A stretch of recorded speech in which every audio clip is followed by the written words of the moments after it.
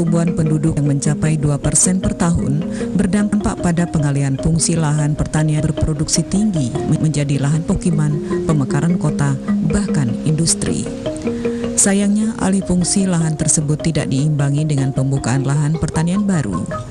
Kondisi yang demikian berpengaruh pada ketahanan pangan dan keseimbangan alam dalam penyediaan oksigen bagi kehidupan manusia pada umumnya. Melihat kondisi yang demikian, cara bercocok tanam dengan sistem vertikultur merupakan sebuah alternatif.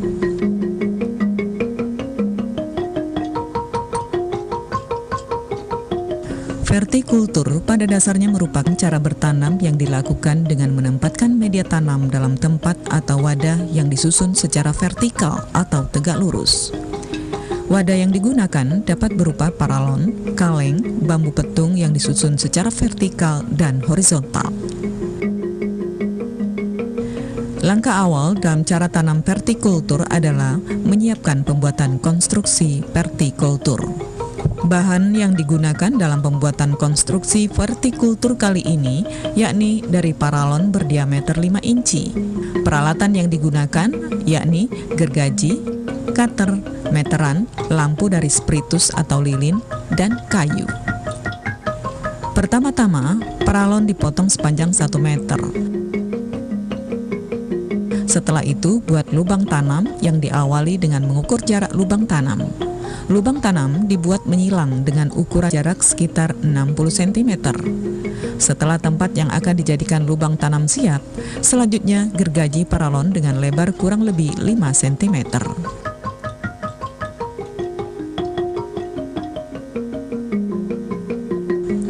Bagian bawah bekas gergaji tadi dipanaskan hingga paralon menjadi lebih lentur. Langkah selanjutnya setelah paralon lentur, yakni memasukkan kayu yang ujungnya telah diruncingkan. Tahap terakhir yakni mendinginkan paralon dengan menggunakan kain basah.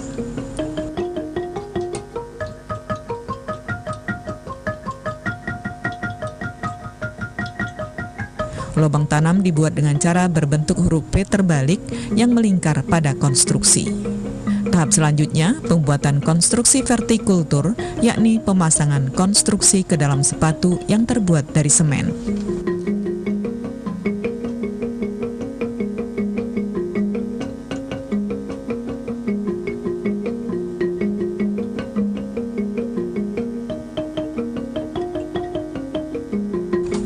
Bercocok tanam vertikultur membutuhkan media yang remah, tidak bersudut-sudut.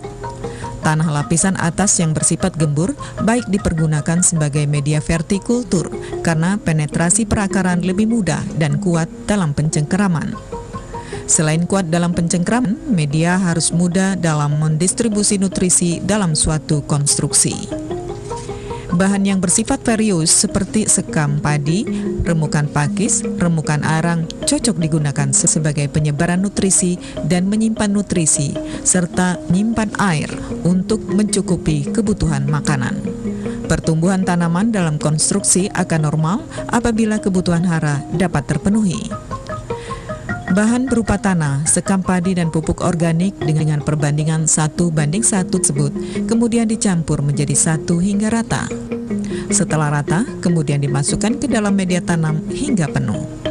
Kemudian, pemberian air dilakukan dengan cara penyiraman media dari atas tepat di tengah konstruksi sebanyak 1 hingga 2 gembor per konstruksi. Jumlah tanaman satu konstruksi sangat dipengaruhi jenis tanaman. Namun pada dasarnya tanaman tidak saling tumpang tindih. Penanaman benih dapat dilakukan secara langsung dengan menggunakan benih atau pindah tanaman menggunakan bibit cabutan. Biji benih ditanam pada lubang tanam dengan kedalaman tanam 0,5 hingga 1 cm. Sedangkan bila menggunakan bibit, cukup 1 batang per lubang tanam dengan kedalaman tanam sekitar 3 cm. Cara pembibitan pada vertikultur sama dengan cara menyemai pada sistem tanaman konvensional. Pada umumnya, setelah bibit berumur 18 hari atau memiliki 2 pasang daun, maka bibit tersebut siap ditanam.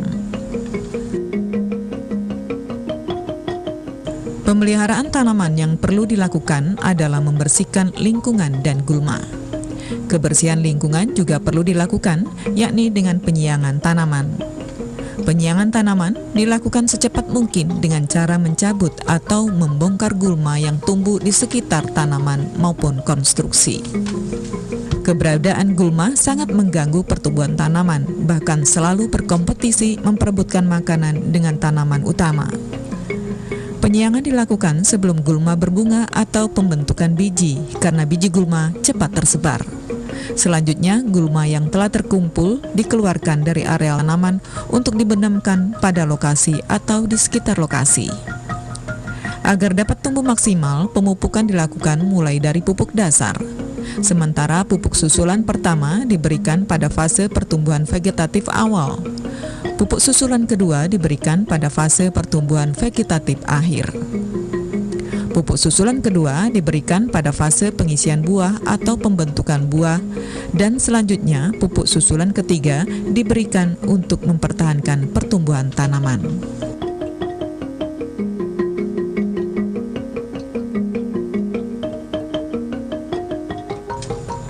Tanaman yang dibudidayakan dengan cara vertikultur memerlukan air yang cukup teratur untuk pertumbuhan, terutama pada saat pengisian buah. Pemberian air dilakukan dengan cara menyiramkan air dengan menggunakan gembor maupun selang ke dalam media pada sebuah konstruksi sampai kapasitas lapang, yakni air netes keluar dari konstruksi. Konstruksi diupayakan selalu lembab agar kebutuhan air tercukupi. Frekuensi pemberian air selalu meningkat agar rasio transpirasi dalam penyiraman seimbang. Itu satu hari disiram sekali saja, atau bisa melihat kondisi media seperti apa. Kalau memang itu medianya dari pasir, itu ya bisa 2 kali sehari. Ditambahi kurang lebih ya 2 minggu sekali itu dengan pupuk cair itu dari kotoran sapi itu yang sudah difermentasikan, itu jadinya sudah, atau sudah beli di toko pertanian juga ada itu. Budidaya dengan cara vertikultur karena menggunakan bahan berbasis lokalitas serta umur yang relatif pendek dan pemeliharaan sangat sederhana merupakan sebuah alternatif bertani di